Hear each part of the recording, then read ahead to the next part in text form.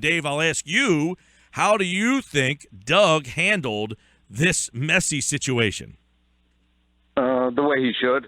Like you said, he didn't make any rash judgments, not make any rash decisions. He's one of those guys who correctly waits to see what everything that's going on, all the evidence that's collected, that kind of thing, and talks to different people, talks to teammates, talks to the authorities, talks to ownership, and then before he makes any decisions. And that's the right way to do it. I mean, I know everybody's calling for Josh Huff's head and all that, but you can't really do that in this situation. At least not yet. Well, he was asked point blank, are you going to let him play on Sunday? And he said yes. I mean, do you think the Eagles should let him play? Yes. Yep. Maybe bench him for a half like he did with Nigel Bradham in Detroit. I would argue that Nigel's situation was probably worse since that was his second run-in with the law in the span of a couple months. Yep. So, well, let me ask you this then. Do you think the fact that Nigel, though, got in trouble twice, you had before that Nelson got in trouble, at some point, do these guys just feel that Doug is not going to discipline them? Is that like the underlining message here? No, I don't get that. I had talked to Doug a couple months earlier about the perception that because he views himself as like a player's coach, whether players would try to take advantage of that. And he was very quick to point out that he's his own guy, that, he's there for the players, but by the same token, he's not going to let them, just get away with anything. I just think he's taking the right approach here. I think he's waiting to see how it all pans out. I mean, like in the Agholor situation, everybody wanted him cut and all this stuff, but it turns out there wasn't any merit to the charges, and there wasn't any arrests made, there wasn't any charges brought, and I'm sure there's going to be some ramifications of this, but I don't know. I just don't think people seem to they want instant reaction. They want him cut. They want him benched. They want him suspended, and that's just not the way things work. You got to wait and see how everything plays out before you can do that. I think a lot of their reasoning too, Dave. And this is just me saying this is because of the frustration that it seems like, these guys can get away with whatever. You can carry a weapon. I'd get in trouble. He doesn't. If I get pulled over for having marijuana, I get in trouble. He doesn't. He gets a DUI, and I do. He gets off. He plays. I don't. I think there's that. Don't you? I mean, do you agree that there's that to it, that these teams just look at it like, hey, we'll figure out a way to get you off. Don't worry about it. You're playing Sunday. I don't know if you can equate the two. I mean, I'm not a professional athlete, so I can't. Well, as being in my profession, if I get caught doing stuff like he did, obviously I'm going to get canned. But sports is different, though. Which one of the 6 things would be the one that would put Melhorn over the edge on you? Would it be I can tell you the hollow point bullets? Speeding was a problem. I'd be going a long time ago. Yeah. Would it be the hollow point bullets, the marijuana, the unlawful possession of weapons, which in New Jersey, I mean, he's facing some serious crime possibilities here. Yeah, he is. And actually, Josh talked about it today, about how his claim is that almost everybody in that locker room has a gun. And he might be right, only because that's a scary thought too, isn't it? Yeah. But so many guys are from Florida, from California, from Texas, from other states where, the gun laws are pretty lenient and it doesn't take a whole lot to get a permit. But he owned up. He said it was his fault that he knew the laws in New Jersey, but he didn't know them well enough, and he did take responsibility for that. I'm not up to speed with the gun laws, to be honest with you. I've never had one, I have no desire to get one. So, but he's facing some serious stuff. I don't know how it's all going to play out, though. I mean, because I guess Bradham would be the same situation too. I don't know. Bradham, I think, said today that he expects to pay about $300-400, and that whole thing's behind him. Yeah, it might be only because they were in Florida, and you can get a gun at a 7-Eleven, basically. I think. Yeah. I don't know. I mean, Doug obviously.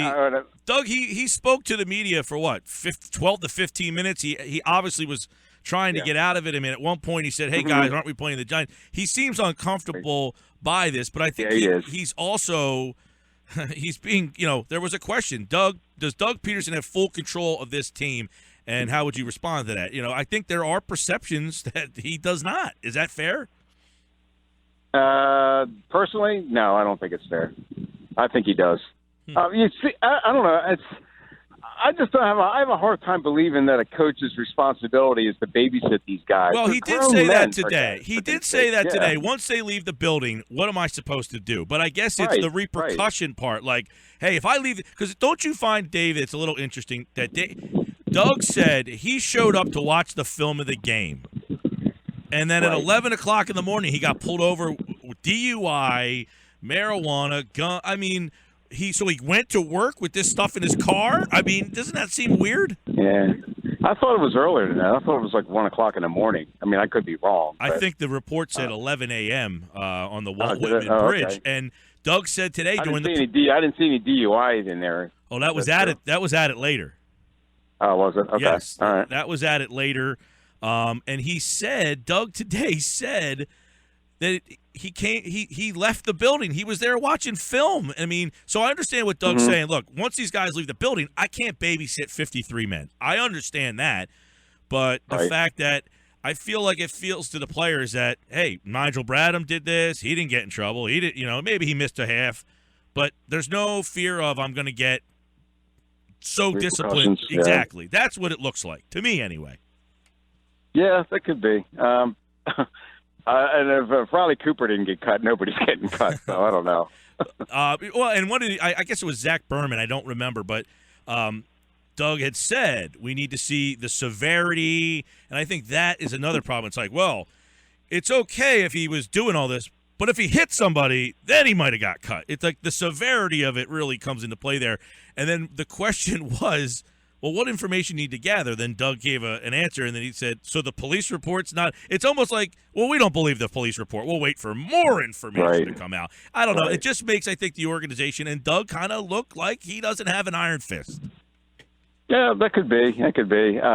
He did seem to be wanting – they were trying to pawn it off on the league as much as they can, too. Yes. I think they'd rather have the league meet out their punishment rather than himself, rather than the organization. So agreed. Yeah, there's probably some merit to that, I guess. Yeah, and I don't remember, off the top of my head, but any instances like this when Andy was in charge and how that stuff was handled. I don't remember guys just getting arrested and cut immediately. I don't. That doesn't pop into my head immediately with these kind of things. The only similar instance I can remember was back in 2006. I don't know if you remember. Jabbar Gaffney was wide receiver, and he got pulled over on the Walt Whitman Bridge with a gun also. Mm-hmm. And I remember him, from what I recall, I think he entered some sort of a pretrial intervention thing, and if you complete that, then the charges are erased. Yes, and that's what happened to him. But no, they didn't cut him for that. I don't remember anybody getting cut for legal reasons. I mean, I don't know if T.O. just got cut because he was an idiot, but he didn't do anything legally wrong. Who was the George Hegeman? I know that didn't have anything to do with but that was like somebody setting an example of a player, and like is Josh Huff the level of player that you set an example with? Like, you know what? I got to do something. Josh Huff, sorry, buddy. You're guilty by association. I know these guys did it. I didn't do anything to them, but you didn't learn from them. I got to fire you. Fire you? No, not fire. Suspend. Do something. I don't know. The fact that he just handled it like, yeah, he'll play. We need to get more information. That kind of, I think, rubs people the wrong way. Well, he kind of dug himself a hole, though, because if you didn't do it to Bradham, how can you do it to Huff? Yeah, well, and that goes back to he didn't do anything to him, so I could get away with it. Or if I do get caught, what's he going to do to me? Yeah, I guess. I tell you, Doug's dug himself a little here. That's my opinion. I don't know. Mm-hmm. You said, and look, he's in a tough spot. He's trying to handle this within the law, the way the league kind of probably mandates. Don't do anything until. But I think as the ratings are going down and the league is under scrutiny, I think all these things are not. Yeah. They all add up. But there is a game this week, as Doug kind of mentioned. Hey, we are playing the Giants this week, right? I'd honestly rather the organization take care of this, the general manager or the owner. Yeah. I think maybe they should step in and take control here. It's interesting that you say that, because you remember the Sixers got a lot of criticism when Sam Hinkie didn't come out and address the Jahlil Okafor stuff. They made Brett Brown go out there. And today, you know, Pederson, part of his routine is that he goes out there Wednesday. But should Howie Roseman or even the owner come out and step in this situation? Because poor Doug, you know, he's trying to get his team ready, and this is part of being the coach. But should it be part of the coach's responsibility? Honestly, no. I think it should be higher up than that. Like a coach's main job is to get the team ready to play every Sunday or every week. And if they're going to be dealing with the player's future contracts, that kind of thing, suspensions, or even, you know, getting rid of a guy, that should probably be Howie Roseman, I think, or even Jeffrey Lurie. I think they should probably man up and take responsibility for this and maybe put their foot down if they want to. I agree with that, too. I do think that maybe Doug, you know, I know he speaks today anyway, so he was going to get the questions, but maybe the Eagles could have said, look, all questions regarding this, you know, we're going to put Howie up here first. But Dave Weinberg from the Press of Atlantic City. I don't remember McAdoo, you know, announcing the Josh Brown stuff. That was more Reese and the ownership, right? Yeah, and I don't know that the Giants. I don't know that the Giants handled that very well either. Yeah, that's true. You know, that's another. Yeah. You know, that's just league wide. These type of situations, it goes back to the severity. Like Josh Brown, you know, and then when they found out it was more severe, now you're cut. I mean, you know, sometimes. Look, sometimes you got to spend money to make money, and sometimes you might make a knee-jerk reaction, and you might be wrong. You might have said, look, this guy got arrested, but hey, guess what? I didn't like the fact that his name was in the papers, therefore we don't want to associate at some point. Who knows? Right. But 100% of people don't agree 100% of the time. That's what we know. Let's talk about some things we think we might know, Dave. Both these teams going into this game need to stay within arm's length of Dallas. They're both kind of in that wild card mix, but you know, the Eagles have kind of owned the Giants here, but you got to read on this Eagles team halfway in this Doug Pederson season. Do we have an idea of who they are? No, I don't. I wish I did. And my win-loss record of 3-4 kind of reflects that. I just don't. Every time I think I have them figured out, and I have a sense of them getting in the right direction, then they lose a couple. Just when I think they're down and out, then they come up and beat Minnesota. So, you know, this is a really puzzling team to me at this point. They just really haven't established an identity. I thought they were a defensive-oriented team, but that doesn't proven to be the case every week. So I thought, you know, Carson Wentz was an emerging star, yet they haven't really let him. Honestly, I fault Doug more for that than I do this other stuff. I just don't understand why they won't let that kid throw the ball down the field. Yeah, well, you know, why everything's got to be a 5-yard pass or a 4-yard pass or whatever. It's ridiculous. Yeah, and you know, it's funny. I think Wentz kind of talked a little bit about that today, and we know the wide receivers are an issue. So, do you place this on Doug, Carson, or the lack of talent at wideout that they are not able or even willing to throw the ball down the field? Doug and Frank Reich, because not only are they not throwing to them, they're not throwing to Zach Ertz either.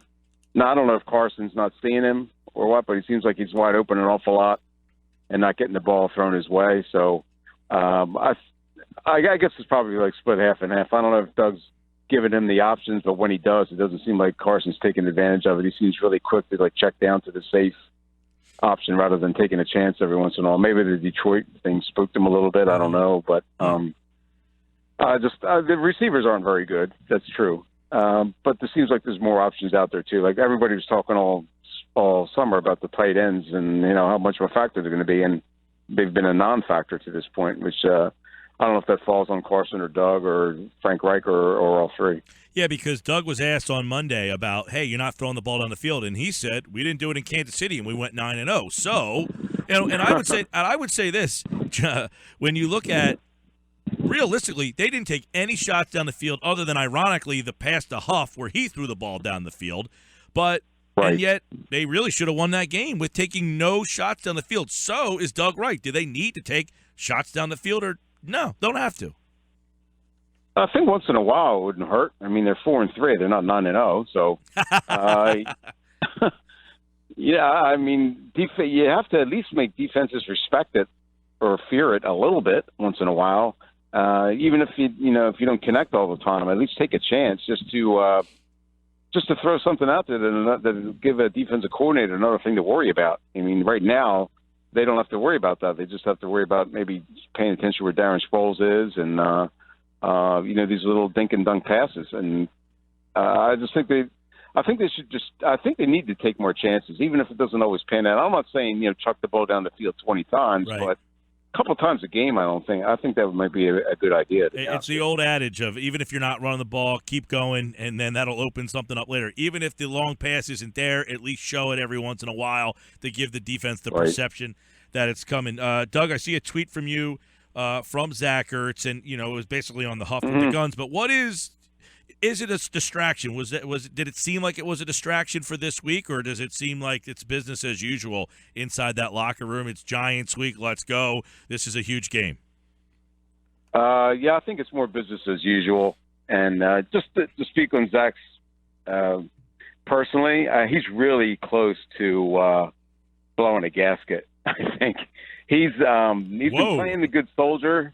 He's been playing the good soldier for the last couple of weeks. I'll never criticize my quarterback. I'll never criticize my coaches, but he's very, very frustrated about the lack of attention that he gets in the offense.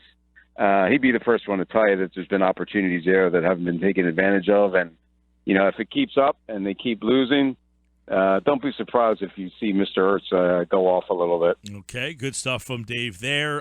Give me your take on the running backs. He said Ryan's still the guy. You buying that? Not based on what I saw the other night. Actions speak louder than words, right? Yeah. I think they're better off going by taking the committee approach. But I thought he made a major mistake by giving Smallwood the ball in that situation. That was his first carry of the game. You don't give the kid that responsibility in the fourth quarter of a tight game when you're trying to come back or hold on to the lead.